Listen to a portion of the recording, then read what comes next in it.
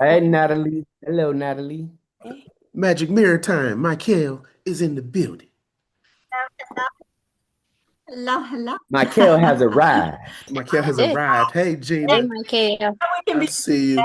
the party. Um, all right, guys. So really quickly, we're gonna give everybody literally 2 minutes. This is a tight schedule today for all of our coaches, and so we have a lot of information to cover. So we're gonna give everybody 2 minutes. If you don't see your favorite mentee, your favorite cousin on the call, text them real quick, send them the link, tell them it's time to jump on. Other than that, heat up your coffee, heat up your tea. You know, if you juicing, get your green juice. We'll give you 2 minutes. Hey, Rebecca, Hey, Nat, Miss April, Crystal. Rebecca, Long time no see, sis. Uh, Gina, Keisha, Crystal. Oh my God, I haven't seen Crystal in ages. Look at my girl. Crystal's Braids, here. okay. Wow. Look at Cute. Miss Cobb, Jillian. Andre. Look at everybody showing up on camera. Listen, this is Oh, we this like is that. We like them on amazing. camera. We like them on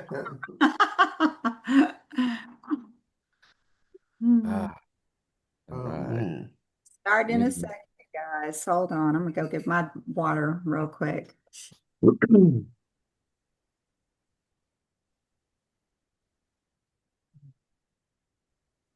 Let's get moving. Deja, I see you Excuse me. Sure. Do you with have the. a notepad? But no, you know what? No, I'll go to the. No, I don't have a notepad, Jolie. I don't. You so I crazy. do. Okay, I do. thank you. Sorry, I'm not on mute. I'm sorry. That's how I know you didn't have a notepad. I know, right? I'm at the hospital. My mom just had surgery. Oh no. Prayers It's up, okay. Well, Gina. Yeah. prayers up, everybody. Thank you. Just Thank you. give her a heart real Thank quick. you. She's doing good. Hey, Um, hey, Dina. we got Tina's in the building. Ashley, I see you. Tina was in this thing. We Dina, got the Cobbs. I just got an email from a homeowners association. Do you know anything about that? Are you in the homeowners association? Unfortunately, yes. Did you Oh, ask? I'll have to talk to you about this because I got an email from one of my homeowners associations about a big fee that I have to pay. Yeah, me too. I don't like that. That is not. We gonna talk about holding costs today. And is my screen glitching? Do I see a Nicole Berry and a Keisha French on the call too? Wow. Got Monica Simon. She just joined a new cousin in the building. Where's Keisha? Keisha French. Keisha on the second page. You gotta go over. I put this Rebecca. Hey girl. building. Lori Dennison. All right, Lord. come on, Chuck. I gotta Yeah, get yeah, yeah, yeah. Really quickly, Michael, is Bernadette on the call? I yes, don't she is. see. Okay, Bernadette, can you Yes, go ahead and get the slides up? he was Hmm? just a second ago. I don't know if Oh, I see, I don't know. Do we have more than She's one? here. Yeah, I it's think more we than only one got page. one Bernadette. We Bernadette. got more than one Bernadette? No, it's more than one page. Oh, one more, Oh, page of people. gotcha. I'm Um, trying to see. She's not on there right now. Let's go. Here she comes. okay. If not, I'll pull up. I'm gonna give her a Nope, minute. she's there. Oh, there she goes. It's coming over now. Okay, awesome. So, guys, like I said, we got a lot of information to cover today. Let's go ahead and get to the actual PowerPoint view in the second slide. Awesome.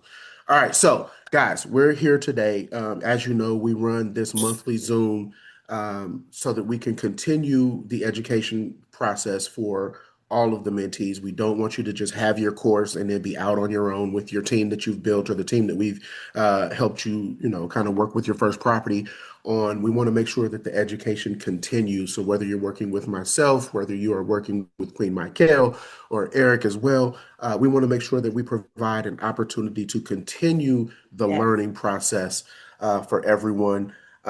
As you can see, this is one of our larger calls, so we want to make sure that we respect everybody's time. Like I said, tight timeline today, tons of information, but all of it is going to be absolutely amazingly beneficial. That's a high promise. Let's go ahead and go to the next Are slide. we recording? I just want to make sure we're recording because I know I a lot. saw somebody record. You know what? Yeah, because Yeah, because last time it was hard to find the video. hard to. Yeah, so a lot of you were asking about the recording from last month. We're working through that with Zoom with some permissions. And as soon as we get that, we'll go ahead and get that up. Bernadette, let's go ahead and go to the next slide.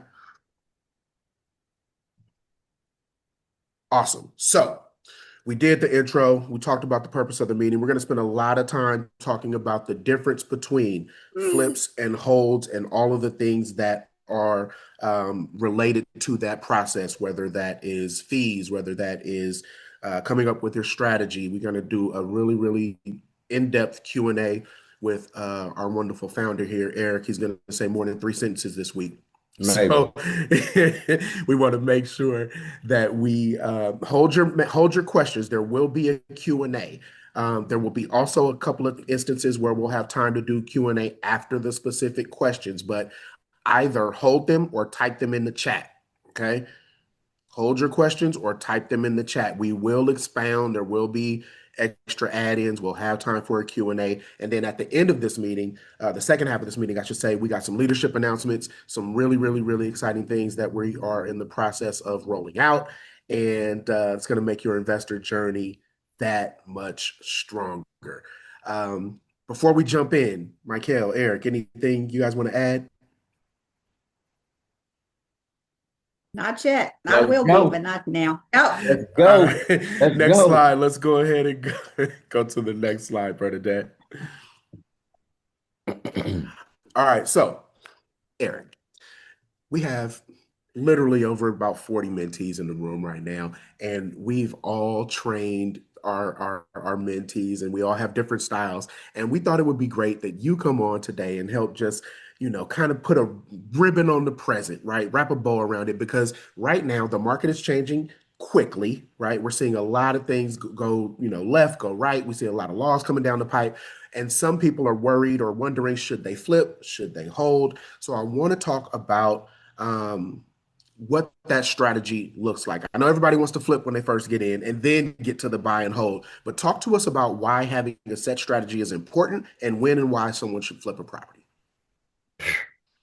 First of all, I always talk about having multiple exit strategies.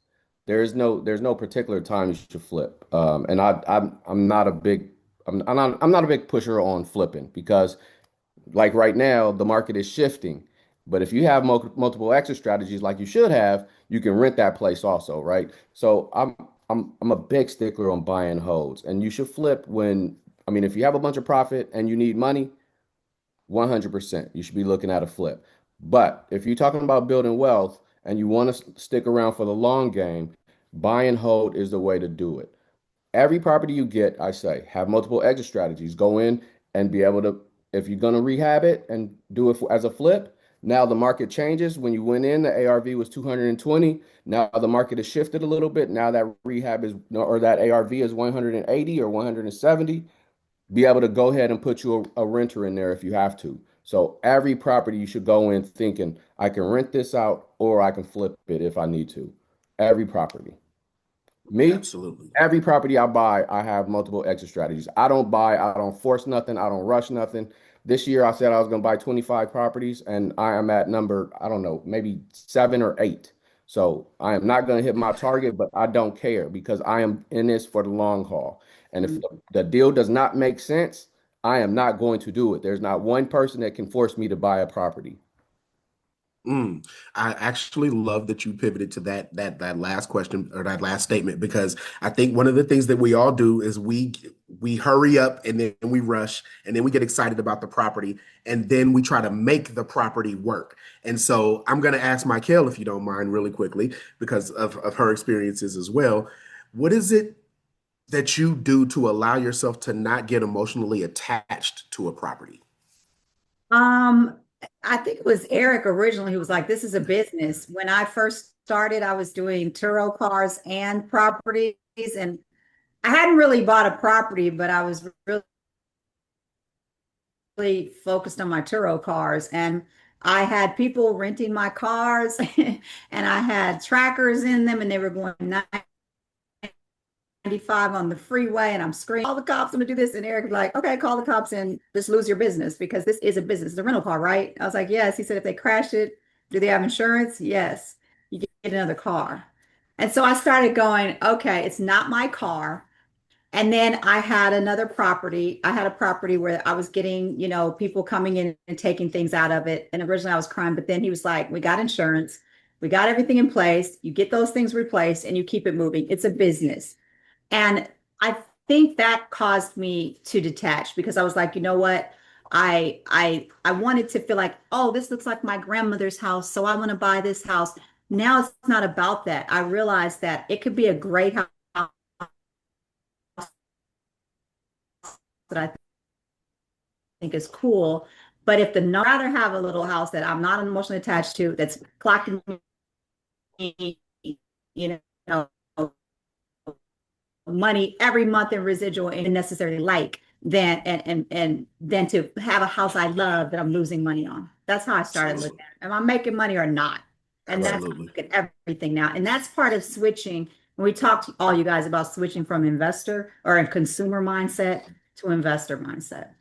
Yeah, money is absolutely a tool, and these properties are your tool bags, right? So I want you to make sure that you guys never get emotionally attached to the property. I know it gets exciting. I know you get your emails from your lenders and all the things that start happening, and it makes you want the deal to work. But again, the numbers have to make sense. You cannot make your numbers emotional. It will not work. It will never work. Eric, really quickly, as we wrap this particular entry point up, can you give us an example of why the buy and hold is so important and so effective in terms of building wealth? What's the difference between a flip profit and buy and hold profits? I mean, the biggest one is if I'm flipping a property, I'm going to get $30,000, $40,000 right now. And guess what I'm going to do with that $40,000? I'm going to spend it. And I also lost a property that could cash flow me for the rest of my life and my children's life. So I like to keep the properties. I like to buy them cheap. I like to rehab them as nice as I need to, and I like to rent them out and keep them and have someone else pay for them. And then when someone else has paid for them enough and the equity has gone up enough, I go and refinance that property, pull some money out tax free because it's on a loan, and use that money to buy more properties. So that property, I've had one property probably buy me, I don't know, maybe t close to $2 million worth of real estate. One property. Love it.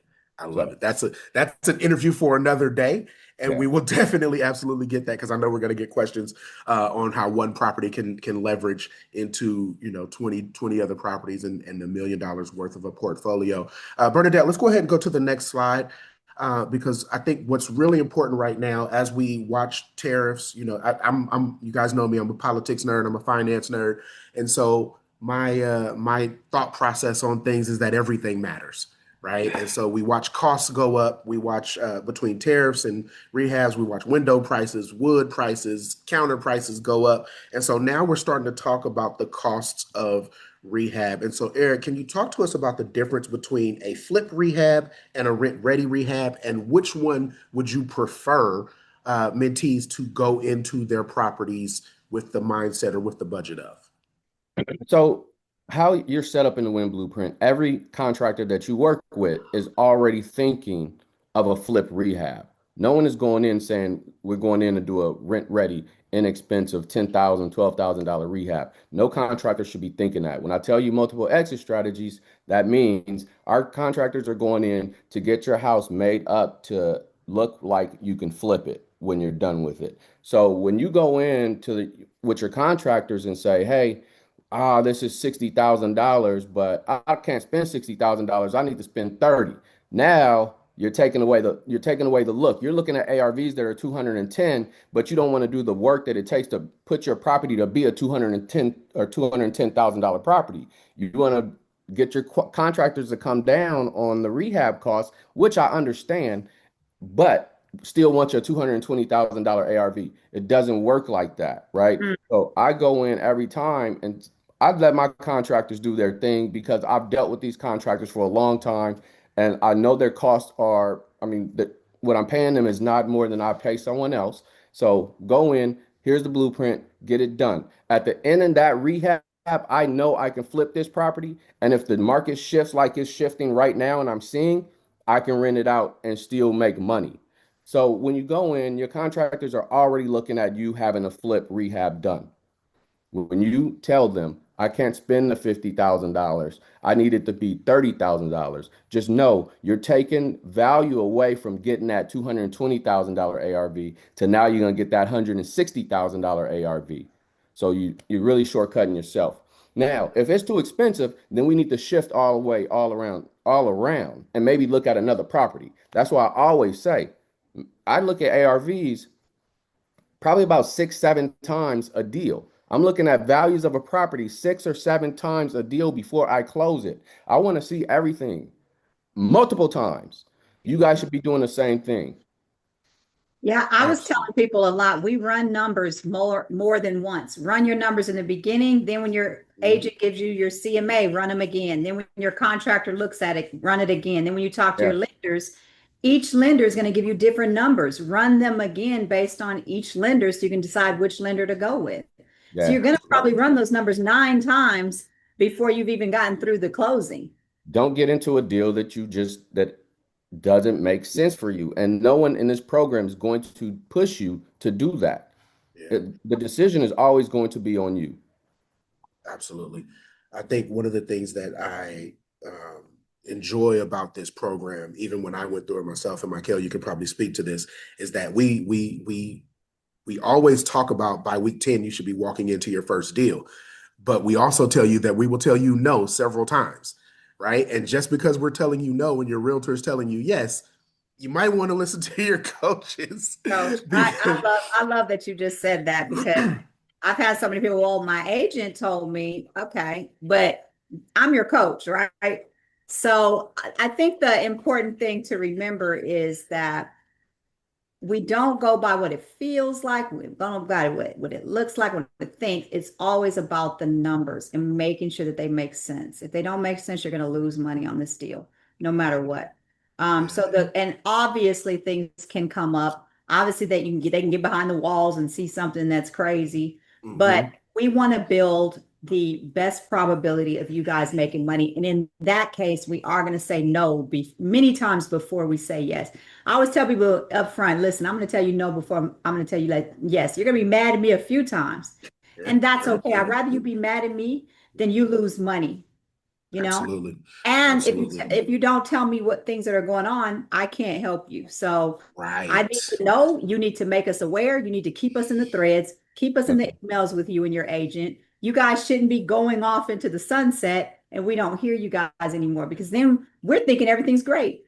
So Yeah. always make sure you keep us, your mentee, your coach, your advisor in the loop of everything so we can constantly get on it. And trust me, we will bust heads. We will step on necks for you guys. We're going to make sure your deal is going to get done in a correct manner as long as you keep us abreast of everything and make sure Yeah. we're in the loop with you. We want to be in the trenches with you. That's what we're here for.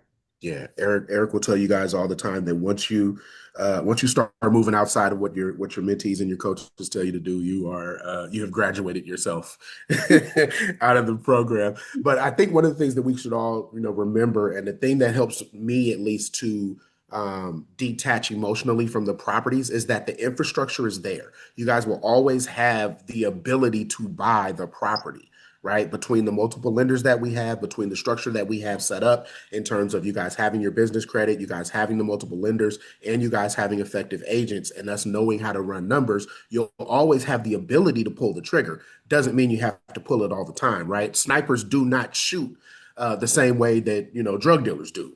Forgive the lack of terms, but they shoot completely differently. Snipers will shoot one time, one kill, right?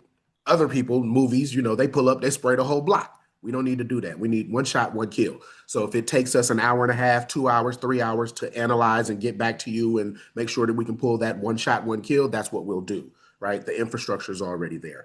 Bernadette, let's go to the next slide. We got about 12 minutes left on this first half. Then we got time for Q&A, and then we will run into our announcements. So we want to talk about the holding costs, right? Because I think we get into our heads about holding costs, but they're a little bit different for flips and for buy and hold. So, Eric, can you talk to us about what we should anticipate for a flip in terms of holding costs? And then second, on the second half, we'll talk about holding costs for a buy and hold and how they differ.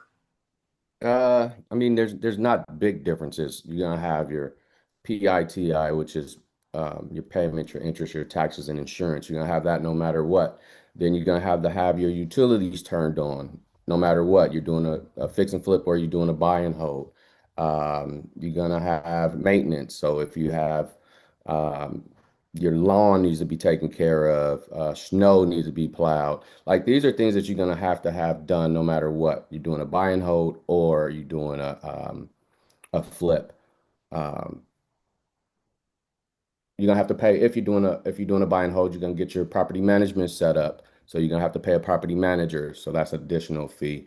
But other than that, they're gonna be pretty close to the same. So these are things that you should be taking account of when you're doing either one, buy and hold, or you're doing a flip, because these are going to be your monthly payments that you're going to be taking care of every month until you either flip it or you get a tenant in there to take care of those things for you. Perfect ending, because I think people discount that your property could be on the market longer than you anticipate, especially when the market changes for right now, right? So Right. this is where your personal finances or your war chest comes into play, because if you can't afford for your property to sit, then that affects your ability to flip, right? So if your property is on the market for 90 days, if your property is on the market for 120 days, right? And no fault of your own, but just that the market itself is now shifting. If that is eating into your budget, then you may want to offset some of those holding costs by getting a renter in there, Yeah. right? Because Yeah. everybody can't play that flip game when the market changes. And so I'm really glad that you ended on that, because until it sells, until it closes, until it funds, you're responsible for those holding costs. And I think And people think flips are going to be fast. I mean, the thing is also it goes back to the last session. Once you think that you're doing a flip, you have to now add nicer things to that property, Yeah. right? You have to go now, go take a look at your exterior. Is it better than the properties on the block? And is it as nice as the properties that you're getting your ARVs from? Your exterior's got to look good, your landscaping's got to look good, your driveway's got to look good, your interior definitely got to look good. Your kitchen, your bathrooms, the most important things. If those things Absolutely. don't look great, then you're not going to sell that property fast and you're not going to sell it for a high price. Chuck, I'll use Chuck as an example. He's got a house that he made look absolutely beautiful. He did the exterior, and as much as he hated to do it all, I told him, Chuck, you want to get top dollar and you want this to move fast, especially in this market right now, you're going to have to put the money into it. And I know it hurts to now, instead of making 40,000, you only gonna make 30,000. And I'm talking to other mentees about this too. Yeah. If you do a flip and you make 20, 25,000, in my opinion, you just hit a You home won. run. You Absolutely. hit a home run, right? Absolutely. It's when you start getting into the 8,000s, 9,000s that I'm like, hey, we in some trouble. But if you Absolutely. profit and you're doing good, but you want that property to look as great as the ones that you're comparing it to. So Yeah. the holding costs are gonna go up. Well, we tell everybody you make your money when you go into the property, right? When you Absolutely. buy the property, that's when you make your money. So your 70% rule, your 75% rule, that is your Bible when it's time to make the money. And then the other part of holding costs, when you're flipping a property, depending on the type of loan or the inspector or the appraiser, you may have some additional costs that pop up, right? VA loans, the roof has to be new, right? The roof has to be within the last 3 to 5 years, right? They need to say that, be able to say that there's life on that roof, right? And so, depending on the type of buyer that you get, depending on the inspection, you may have some additional costs that pop up. So, I don't want everybody to think that a flip is a golden ticket or a silver bullet, right? There's It's hard. It's yeah, hard. And this is yeah. why I don't preach doing a flip. Can it be done? Absolutely. We do it all day. But it's not what I want you guys to be focusing on. That quick 40,000, 30,000. I know it sounds great, but that money goes fast. And believe it or not, you're gonna get taxed on that money too. So let's really, really focus on the buy and holds. And if we need to pivot to a flip, I understand. But don't make that your focus. because it's tough. It's really tough out here to get profitable flips. It's almost like Eric and Michael. I don't know if you guys know this, but it's almost like we have a tool that helps you analyze your holding costs. Absolutely. Oh, we Absolutely. do. That we don't go back to because we Right. get excited about the text messages and the calls. Go back to the when you later. Like use that. I use that still today. Like I use it every deal I do. I still look at the when you later. Like we give you guys the tools to help you be better. Please use them. And not only do you have the tools, I get text messages from ladies and gentlemen that have been in the program for longer than a year. I still get text messages from them all the time. Use your coaches. Please use your coaches, right? Don't ever feel like I don't want to bug them. Don't bug me, but don't ever feel like I don't Don't bug me, but don't feel like I don't want to bug me. Don't ever feel like I Right. don't want to bug them. Because a small quick question, and you guys see, I hop on it. Like Dina, for instance, you'll see Jolie. I mean, everybody on this call that have worked not only with me, but have worked with Michael and Chuck. I get involved. Mhm. So please do not feel like, oh, I don't want to say this to him because it's going to be a stupid question. There's no stupid questions. The stupid questions are the ones you don't ask. Please get us involved. I want to keep your holding costs down. I want to get your days on the market down. I want to be able to help you be successful. Absolutely. And I wanted to say one thing too, really quick about the holding costs and the calculations. The Flipulator, I tell everybody when I'm going through the coaching, Flipulator first, then use the Winulator. And the reason why I do the Flipulator is because it puts holding costs, it puts everything in there, and you can see the profit margin right away. If there's no profit margin in there, we don't even need to go over into the other stuff. And the reason why I say that is because if you only got $6 or $7 or $8,000 in profit, that's going to be eaten up very quickly, and you're not going to have any equity. But a lot of people don't understand. You don't have to do a flip to pull cash out. You can do a DSCR loan and pull cash out as well. So you have a flip, you have a buy and hold.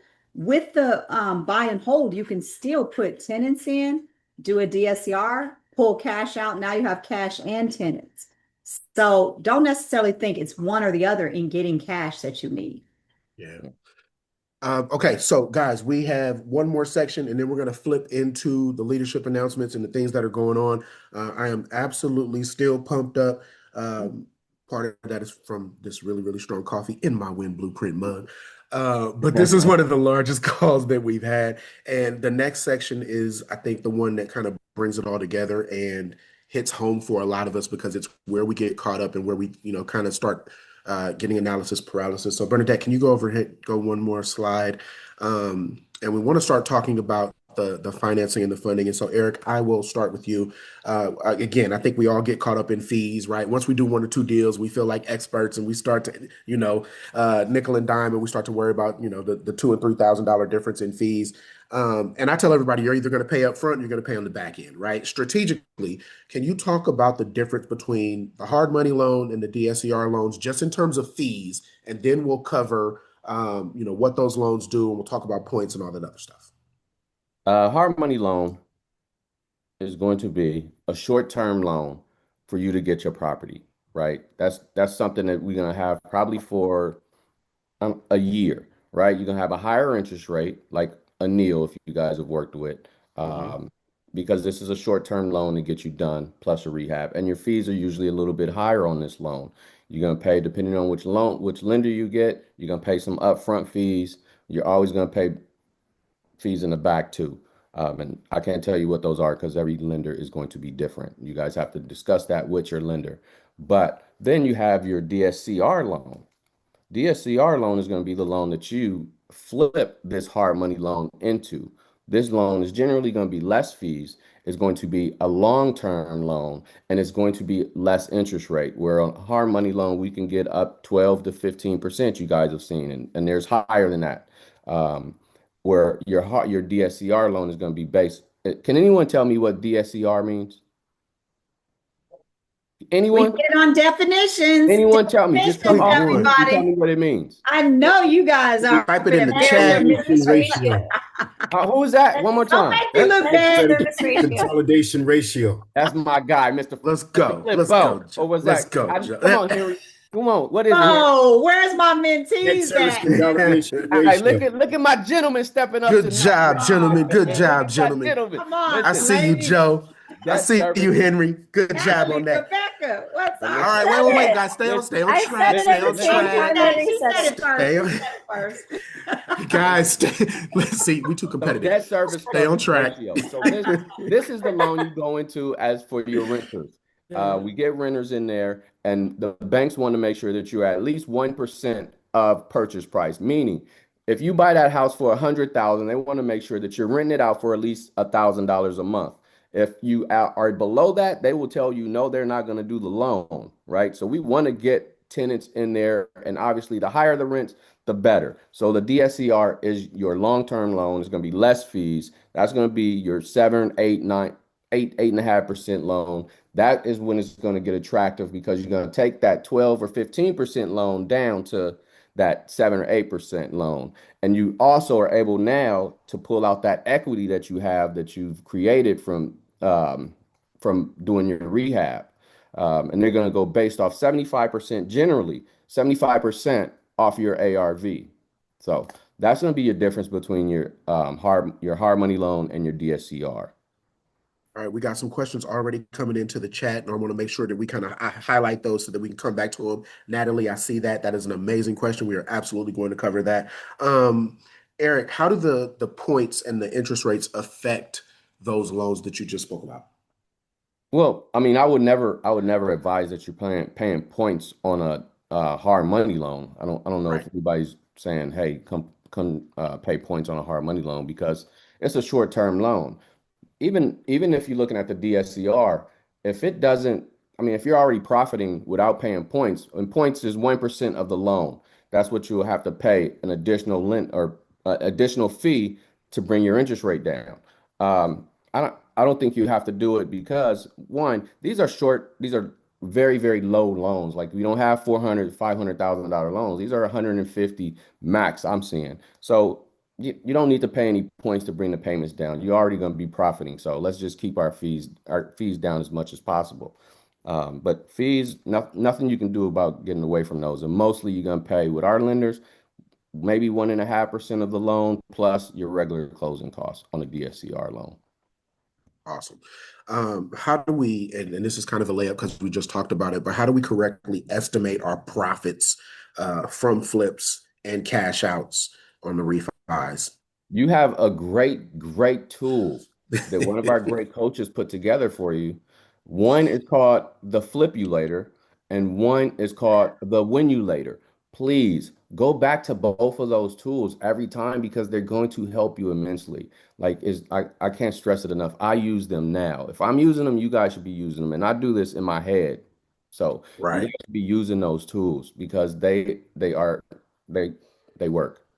They work. And I'll go ahead. Go Sorry. I No. want to remind everybody your first part of your profits are just like your tithes, right? You pay your business credit or you pay yourself back first, right? So if you have $70,000 coming back from a property, remember that first 30 or 40 is going back to paying for the rehab. Pay those off. If you have, that kind of loan, right? So if you have a loan where you paid for your rehab out of pocket, you're not getting $70,000. You're getting 30 or 40, right? Depending on the number, what your numbers say. But that And that's first why- part is always going to pay back. And that's why going into your deals, knowing your numbers is the most important thing in this program. As a real estate investor, knowing your numbers is the most important thing. And I've always said, Chuck and Mike will tell you from day one with them, is your money is made when you buy the property, not when you sell it. Because if you don't have your numbers right up front, then the end is going to be catastrophic. So you will end up losing money if you do not have your numbers right. So please use the Winulator, use the Flipulator, use your fingers, use a paper, use a pen, a pad, but whatever it takes, please know your numbers and go over them multiple times. Absolutely. Let's go ahead and go. Is there one more slide, Bernadette, for this one? Yes, there's two. Okay, awesome. So really quickly, we talked about this ahead of time a little bit earlier where we talked about how often we run our numbers, but can you talk again about why we run? Because this is actually one of Natalie's questions. How is the market changing? How often do you run your numbers for your ARVs, on the exit strategies? Every time I think about it. You can never do it too much. I'm doing it every time I think about it, to be honest with you guys. And I think about it a lot. I Eric's want love to think language about is the, numbers, guys, yeah, just in case you no, know. His abs- ARV is his love language. absolutely. Because I'm always thinking about if I have to pivot. I always keep that in the back of my mind. Worst case scenario, I'll just rent it out. So I'm always checking just to make sure that my numbers stay consistent the whole deal. And I mean, I'm checking when I open the deal, when I get a CMA, when I send it over to the lender, when I wake up at 2 o'clock in the morning, when I like when I'm dropping the kids off at school, like, and then when I'm closing, I'm checking again, and then after I close, I check again, and then when I want to, obviously when I want to list it, even after agent has sent me a CMA to tell me what I should be listing it for, I'm checking myself again, because Yeah. I don't trust anyone as much as I trust myself. So I just want to make sure. But I'm checking a lot. I'm checking a lot. Yeah. I it's just funny hearing you say that out loud because we know it, but it's still And funny to you hear you guys say know it out I'm loud. completely transparent. I don't hold back. I tell you whatever comes to my mind. I don't like I'm everything that comes to my mind, I'm telling you guys. So Yeah, there's zero filter when it comes to ARV. I have no But filter. but more importantly, and Michael can attest to this, guys, you can see there is really a difference between a buyer's market and a seller's market. And So right now, yes, Eric, feel free, take it away, because no, that's the no. difference in when the market changes. I mean, every market right now is having its own little shift, and there's nothing, I would say, nothing to be scared about. I Right. think even if we're seeing dips in property values, we're seeing a 3% dip. For us, that's three, four, $5,000, which isn't going to hurt us at all. And that's why I pick markets like this to bring investors in. So no matter what's happening, we can feel the dip and we can bounce and roll with it. We are in a, I think we're in a buyer's market. Absolutely. But like I said, I made a post. As long as you have your property tip top shape, ready to go, looking good, and passing inspections, you spend the money to make it fit the bill, then you don't have anything to worry about. Chuck, how fast did your property go to market? My property, once it was done with the rehab, it got to market within a week and a half. How quick did you have an offer? I've had two offers. One fell out, but my offers came in back to back, literally within 10 days. Exactly. Like the first one, you got 2 days, you had an offer, right? The first Correct. offer that fell out. And mine, the same thing. So as long as you guys make your properties look good, don't shortcut the rehabs. Don't call your contractor and say, hey, I know you said 60. Can you do it about 40? Hey, I'm all Mhm. about a good deal too, but it's not a good deal that you're getting. I think you're taking away from the value, building the value in your property. Last question, and then we're going to save literally like 6 minutes for Q&A, 6, 7 minutes for Q&A, and then we're going to go into leadership updates. Do you have a target number in terms of profits that you would like to see per transaction, whether it's DSCR or flip? I don't. For you guys, I like to see you not go below a $30,000 profit margin. And I'm talking net, net, net after everything, after your holding costs, after your agents paid off, after you have to pay your credit cards. I like to see you net a $30,000 profit. I feel like that is a good number to be searching for. Me, I'm at $10,000, $12,000 profit. I'm rolling, but I'm gonna do this 8, 9 times, 10 times a year, right? But for you guys, $30,000, and I say 30, $40,000 because I don't want you guys to get stuck on flips. I want you guys to do buy and holds where you can pull money out and have that tenant still pay for your mortgage to go down and work and hold on and wait for your appreciation. So 30,000, $40,000 is that's the number I would shoot for if I was you guys. Awesome. All right, Q&A. We literally got about 7 minutes for this. Unfortunately, I know how this works because you guys questions prompt other questions, and we love it, and we are super competitive. So we're gonna ask some questions. We're gonna get as many in and answered as we can, and then I will begrudgingly say, let's post our questions in the group in Facebook so that we can get them answered. So first question, Deja asks, when you mention rechecking your ARVs, do you mean you are reviewing your comps in the area and adjusting your ARV based on most recent home sales? And if there are no new comps, then your ARV stays the same, correct? Absolutely. Yeah, your ARV is going to stay the same as long as there's no new home sales. Awesome. Uh, Natalie asks, what happens with when you start with a DSCR loan? You started with a DSCR loan? So I'm assuming she either bought a property where she paid a little bit more upfront. Maybe it was there was not owner occupied, but maybe there was a tenant in it already, and she didn't do hard money. She went with maybe Okay. All what right, is so that other? you started with a DSCR loan. Are you flipping or are you gonna keep that property for a tenant? You have a tenant No, in I'm it, going to right? keep it. You have a tenant in it then, right? You Yeah. have tenants, okay. And what's your interest rate? 7.625. I mean, what is your goal? You want to pull money out later, or I mean, this was what I would be doing, Natalie. I got a 7.625 interest rate, and I have tenants in that property, right? I'm just gonna sit back and make that cash flow every month. Are you cash flowing every month? Yep. Yeah, you got nothing to worry about, babe. You got 7.625. You're not gonna get too much lower than that. So now all you're doing is having them pay down that mortgage, and in 4 or 5 years, when you have 5 properties in Ohio or 10 properties in Ohio, I would start putting those in a portfolio loan.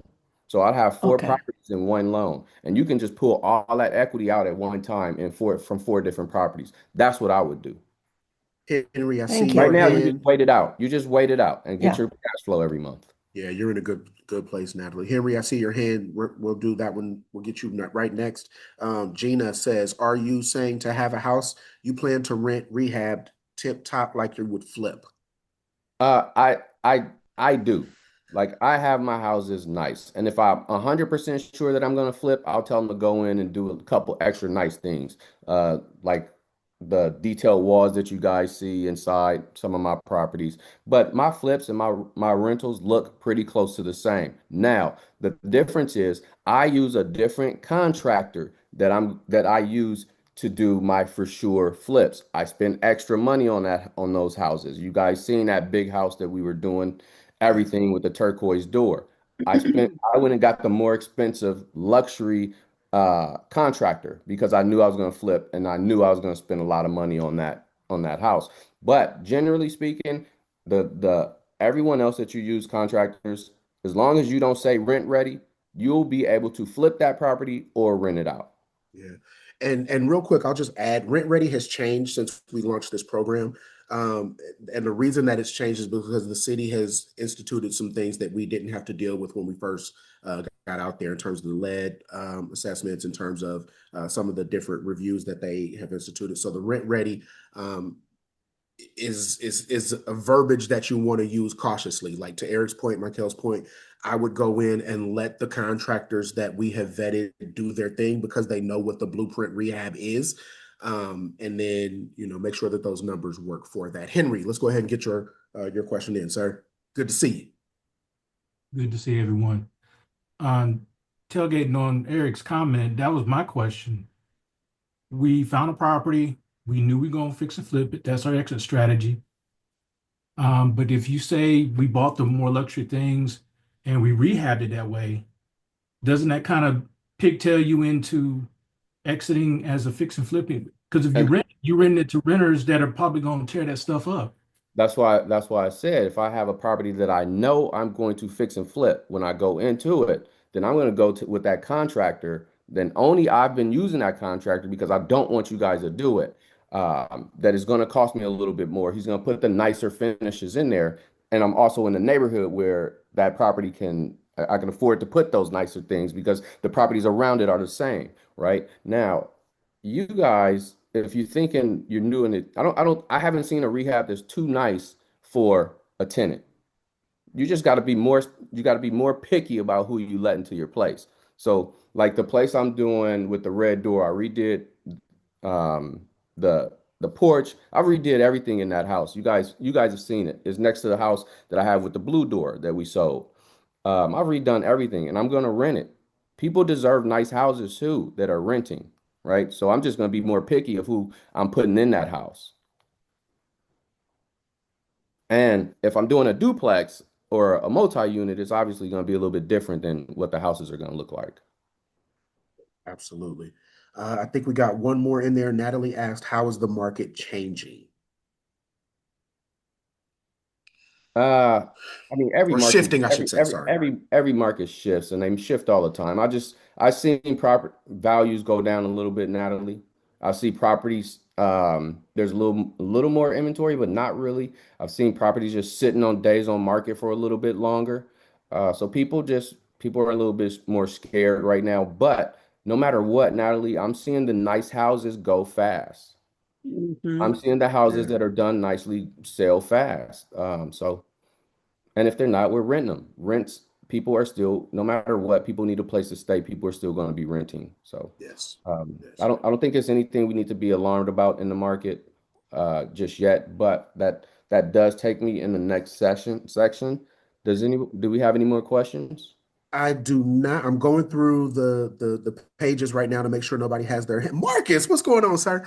I don't see any other hands. So let's go ahead and jump into the next section. This is perfectly on time. So Michael, you want to talk about the boots on the ground? Okay, so the part we're going to talk about now is going to kind of just be Win Blueprint, things that we're going to focus on understanding some of the changes that we've had as we've grown. Of course, when we started, we had five of us, four or five, in a van, uh, riding through the snow. But however, now we want everybody to have exactly the same experience. And so as we grow, we have to adjust things, and we're looking at adding new territories as well. So we want to make sure that you guys all have a great experience, and there's levels to this. But we wanted to talk a little bit about the boots on the ground because there are some changes that Eric put together as far as the attendance for the boots on the ground, just so that, because we only are, but what we try to do is put everybody in levels of how long you've been there and how many properties you have. And you've shown your properties and you've shown more than once, but then a person who comes and they're new, they don't get on the bus. So we just want to make sure it's fair for everyone. So what we've started doing is, if the bus gets overly full, we'll have the agents ride in the back and take some people with them who have already shown their properties and already been there. We call them level 4. You've already had more than one property. You've shown it. And if there's some people who level 3, so they're still able to ride on the bus, but the priority is always the people who've never been on a trip. Started to move things to saying, okay, we want to do 2 boots on the grounds that are now included in the Win Blueprint, where you're doing 2 free. You can come for one, and then you can come for another and showcase your property. And also, you can come anytime in between. When I first started coming on the boots on the ground, I literally, for the boots on the ground we used to have, I would come by myself all the time. You don't have to come with the group. You're welcome to come on the boots on the ground, but if you come after 2, then there's a $19.97 for the general public. Now, that being said, we do have a new referral program that we put together. So you don't have to pay that. You could still get free boots on the ground if you just refer people. We have had people that have referred someone in. Now they got an additional boots on the ground. So for every person you refer in, you're going to get an additional free boots on the ground. So you refer 3 people, you got now 5 boots on the ground that you get to attend. So that's paying for your costs. It's worth $1,000 value for you, and it's allowing you to continue to do the boots on the ground and come with a person. So that's kind of a program we went together. So then it becomes fair for the new people, but then the older people get to, be a part of it too, as long as they continue to bring new people. And so just, let us know, or tell them to let us know when they sign on to their consultation that you referred them, and then definitely we'll give you credit. So we want to make sure that you guys understand that, we're not trying to put anybody off, but we just want to make sure every new person gets to ride that bus and doesn't get off the bus because somebody's been there 4 times and wants to do like their 5th boots on the ground trip. The Okay. air conditioned bus. Michael, So Michael, if you do, let's just say the Michael, bus. you breaking up a Does little bit. I everybody- want to Go ahead. make sure everybody understood what Michael said. Everybody heard that because I know she was breaking up on a few of our ends. You guys were messaging me. Anybody have any questions on that? We got a little bit of time, E, so you don't have to rush it. We still got 10. Okay. Okay. So, but yeah, basically just every person you refer, you're on there for an additional free boots on the ground. You already have 2 for going with us. That includes the dinner, that includes everything that we offer. But then you also get free ones every single time you refer somebody over and beyond the 2. All right. Thank you, Michael. Welcome. Guys, before I forget, I want to remember that we are actually seeing a big shift in Section 8. Yes. So for all you landlords, I would say right now is a good time to not accept Section 8. I'm going to tell all my property management companies to just let's do cash payers right now, because it's just we don't know what's going on with Section 8, and if anything ever happens where, I mean, it could happen. It's never happened in 50 years that they've changed Section 8. Like, it's been around for 50 years and it's never changed. But I feel like this administration is a little bit different than every other administration that's been here, and it seems like this is on the agenda. So I would say try to go towards cash paying rent payers 100% until further notice. I know right now I got messages from my Illinois property management company and one of my Ohio property management companies that Section 8 is requesting that I do not raise my rents until 2026. Also, should we pass on properties that currently have tenant occupied Section 8 tenants? That's up to you. I probably would right now. And we're still getting information on that. So we don't know whether the people they already have in it are going to stop being funded or they're just not funding new people. Right. So we're There's a lot of information that's still coming in. Yeah. And real quick, guys, just to piggyback on this. Yeah, just to piggyback again, everything matters. So you guys that have met me know politics, finances, like those are, I spend my time and get happy with those type of conversations. And if you didn't look in the Facebook group, the administration that is currently on Pennsylvania Avenue is trying to put basically limits on how long someone can be on Section 8. What that also means is that if someone's been in Section 8 and they've been on it for 10 years, we don't know if they're going to stop them because they've already been on 10 years, or we don't know if they're going to say you got 2 years left, or we don't know if they're attempting to literally just shut down funding until they come up with, something new. Like we see how Doge kind of went in and just said, all right, all of y'all get out. Oh, wait, we need 20 of y'all, right? And so we don't know. And so to Eric and Michael's point, we want to protect you guys. It does mean you'll need to spend a little bit more time with your property management, vetting those prospective tenants, right? Looking at credit scores, job history, DTI and all of those things. But we would absolutely want to steer you towards cash paying tenants. Now, to Deja's question, like Eric said, he probably would. How much longer do they have on the lease, right? Because if you're looking at somebody, the lease will be up. Maybe then you have a chance to go and rehab it and get a cash paying tenant in there. So every case is going to be different in real estate. There are no silver bullet, one question fit all answers. So everybody on this call will have a different situation because you will be dealing with a different person. Remember, the best thing about this business is it's the people business. The worst thing about this business it's the people business. So again, because we got people who've been doing this. Like I have 2 old ladies who are been, doing, on Section 8 for years, and that's going to affect them, so we have to think about this. I'm not trying to put old ladies out on the street. But what if they can't pay their rent? What do you do as a landlord? So all these things we have to start thinking about, that this administration even affects us. So we have to start thinking. We're not saying don't take it forever. We're just saying pause it until we can get more clarity so that you guys aren't stuck with a tenant who says, oh, they stopped giving me money, so I don't know what to tell Let's just get ahead Right. of it. Let's just get ahead of it. you. Let's Absolutely. just get You know, ahead of I it don't want any of us to. and start thinking about it now. Yeah. That's it. That's Very it. much so. We got about 5 minutes left, 4 minutes left. So I guess we will do, unless there's any more leadership announcements, we will go ahead and get a couple of more questions in, E. Also, I wanted to talk about contractors, what we're doing with the contractors, and Yeah, I think what we have come up with as a program is we call it, what do we call it? The what is our it's a vendor incident form. vendor incident form? We kind of wanted to go into the contractors just because obviously you guys know contractors everywhere across the United States.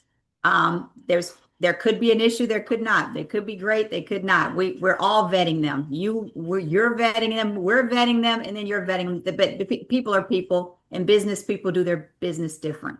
Right. So we definitely want to keep on making sure that your properties are done right and that you are vetting your 3, 4, 5. Our goal, and we always taught you that from the beginning, is for you to do some properties where print and do it wherever. So that also includes contractors and vendors, because you guys are going to need to have eventually your own contractors. You're going to need to have your own property management people, your own lenders. We gave you the forms during the course to vet people. We had you practice vetting people. We had you learning. So after, I'd say, 1 or 2 properties, you guys should be contractors that we vetted, that we want, because what that does is it frees up the contractors for the new mentees so that they're not, hey, we don't have anybody to do our properties, because someone who has 8 doors is still Right. I'm gonna admit, you know. So what we just want to do is, Hold on, Mike. You're breaking up just a I'm gonna little mute. bit. Your audio, Michael, is going in and out. No one can hear it. So what she's saying, yeah, you know what? you got to start vet. You guys got to vet. You guys got to vet contractors. You got to start building your team, because, like she said, you real estate investors that have 3 and 4 properties are still using the contractors that we gave you initially. So that's making it's bogging them up. These guys are not going to tell you no, they're not going to do your job. They're going to take the Right. job, but now they're taking 5, 6 months, and that's a big reason why I only have 7 properties. I'm not going to take them away from you guys. I'm going to let them do the work that they are doing, because this is the program and I want you guys to win. But it's not fair to the The newer let me mentees. see, the Sonia who hasn't bought a property yet and her rehab is about to start, and Mhm. contractor can't get to it because he's doing Miss Stephanie who has 2, 3 properties already, or Mr. Chuck who has 3 properties all 4 doors already, or or mine. So we got to start vetting our own team, guys. Please, please, please. I don't want to have to make it mandatory where I'm telling contractors, hey, if this is more than 1 or 2 properties with them, you can't do their work. I don't want to have to Right. step in and do that. So I want you guys to start vetting. Go back to week 4, week 5, where you guys came up with your own people that you actually vetted and said, hey, they're great. If they were so great, after you finish your first project, you go back to them and say, hey, you were great. I got a project for you to look at. That's all I'm asking. So also, no, I'm not doing contracts. If you guys want to do a contract with your contractors, that's absolutely great. That's your choice. You can do that. It'll come from your LLC, and it'll have your parameters and your specifics between you and that contractor. You guys can come up with that. I'm not doing contracts with my contractors. Uh, I haven't had a problem with a contractor not doing what they're supposed to do for me. And yeah, can it happen where it will happen? Absolutely. But I'm taking that risk right now. And you guys don't have to. You can do a contract and get that to the contractor. My thing is this. I used to do contracts when probably my first 5, 10 years.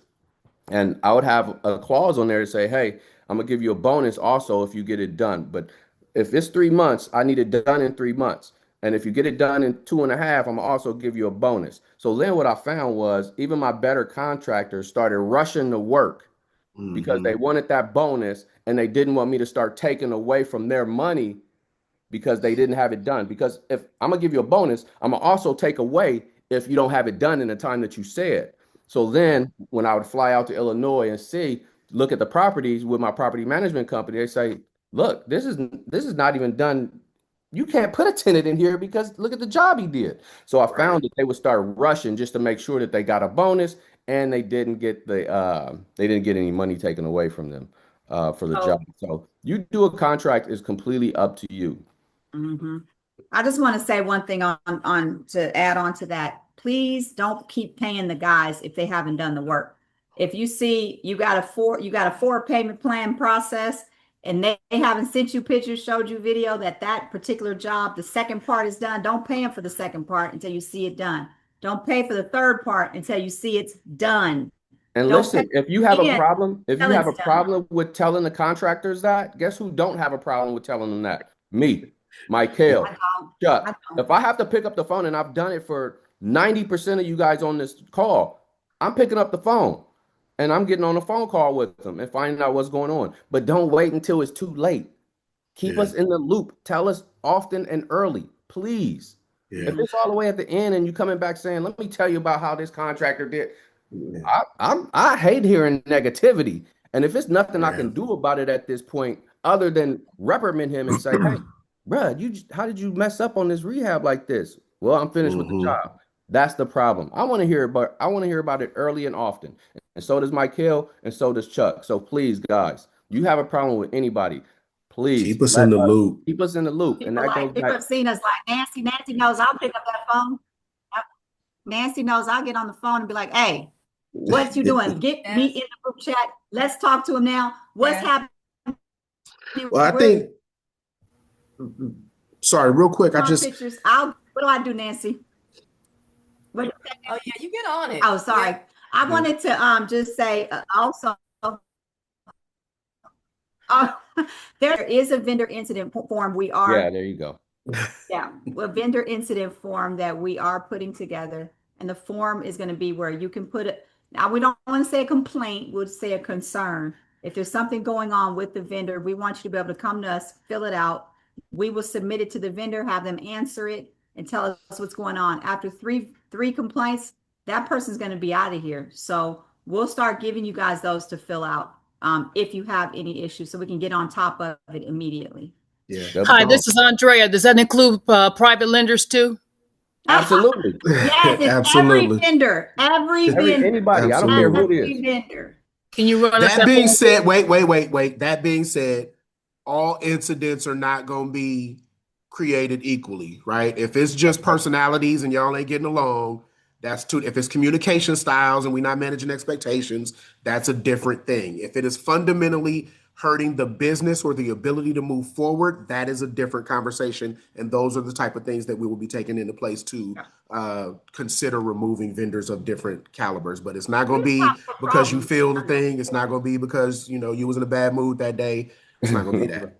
Michael will tell you, like she's still saving people right now that's in the program that I've been like, all right, let me go get them.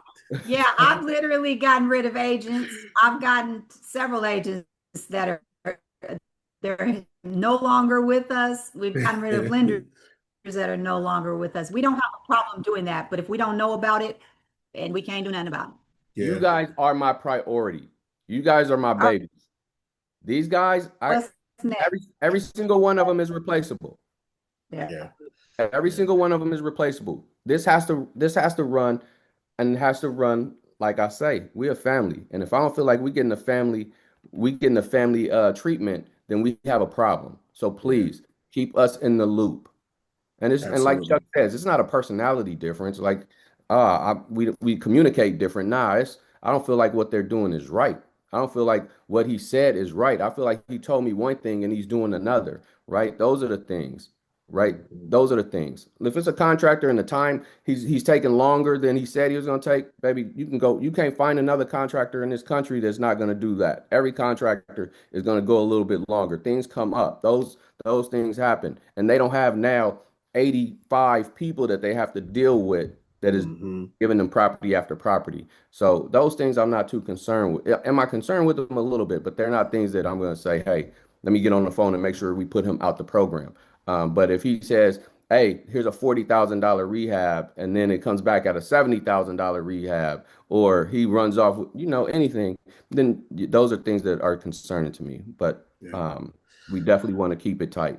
Again, and keep us in the loop up front. It's much easier for us to monitor, even if we don't respond to every message that we're in the group chat. It's much easier for us to monitor conversations than it is for us to come in and play resolution, right? And play problem solver, right? Because if we aren't privy to the conversations, then it's he say, she say. And while you guys are our first priority, again, we come from different backgrounds. Some of us are corporate, some of us are law enforcement, some of us are, XYZ, but we're dealing with contractors that are blue collar. They may not email every day, right? They may Right. not have this structured corporate type of structure that we're used to.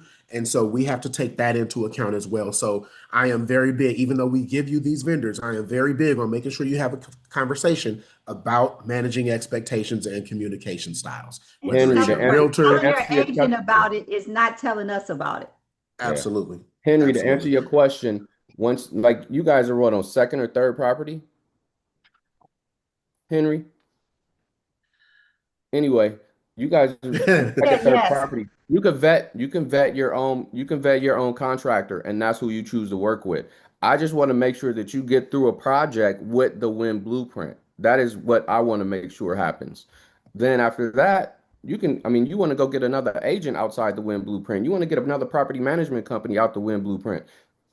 You are more than happy. Just get it done, right? You guys vetted people in the fourth and fifth week. Go back and talk to those people. This is what it's about, teaching you how to fish. I want you to be able to vet your own people. I want you to say, all right, I did it in Ohio. Now I'm going to take this to South Carolina and build my own team out there. You're Mhm. vetting those people, whether it be Yeah. Ohio, whether it's South Carolina, wherever it is, Florida. Vet your teams. And that's what you guys should be doing You're now. gonna vet them, and you're gonna find some wonderful people, and they're gonna screw up. Absolutely. Then back, Absolutely. it's gonna happen. This is the game we play. Eric has people irritating him in Indiana, in California, and everywhere. It's okay. We just learn to pivot and we keep moving forward. My beautiful Win Blueprint family, we are officially 8 minutes over. So what I would love to do, I want to end this on a high note. Again, we covered a lot of things. Hopefully you guys have found some value in this.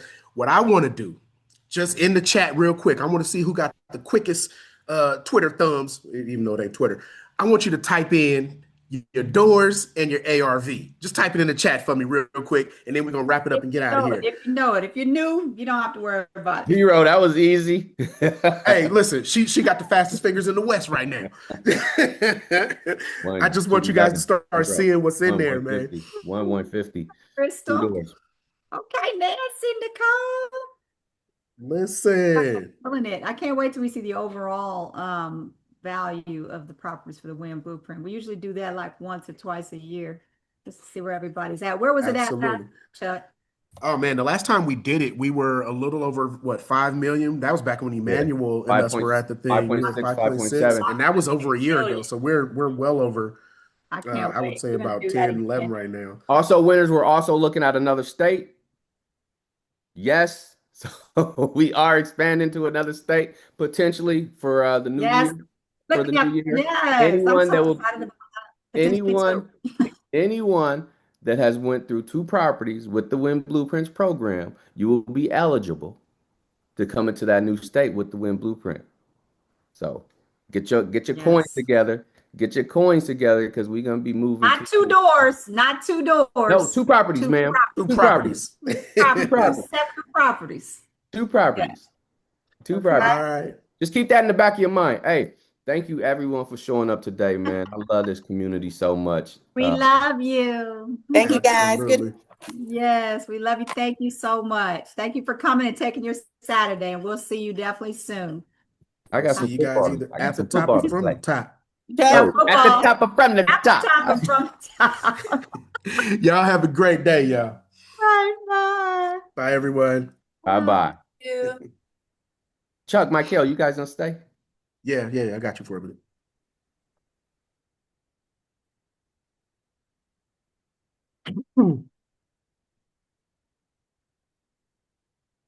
Andrea's trying to sneak in. Right. She trying to sneak in. What they saying? All right, Abdul, I'll talk to you. And Bernadette. Michael did that.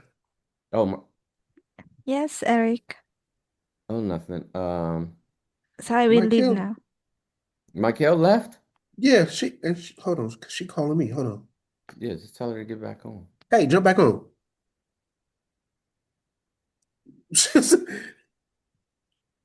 She coming back on. Andrea, if you don't hang up. She's coming back on now. All right. Okay. I think that went well. Great job, Bernadette. Thank you, Eric. Thank you, job, Chad. Good job, Bernadette.